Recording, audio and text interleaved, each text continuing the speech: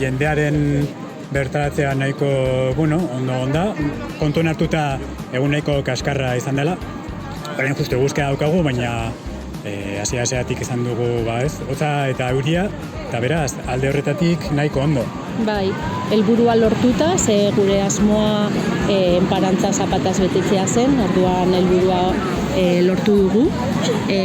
Gero bai utziko dugu hemen oroitzen eta beste helburua hau zen orduan lortuta bai. Jarraituko dugu informazioa partekatzen, herriarekin informazioa zabaltzen. Hori. Bai, baukagu Instagram Instagram perfil edo web orrialdea, beraz, animatzea jendera mugimendura batzera, ez? Hori da.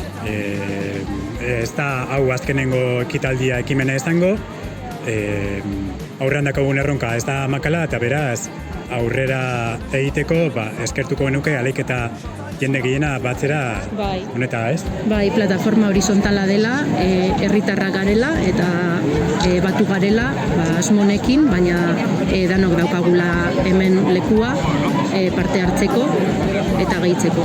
Eskerrek ematea, ez bakarrik gaur bertatu denei, zapatak ekarri dituztenei, baizik eta azkenengo aste hauetan antolaketan zein beste esertasunetan lagundu dizkigutenei.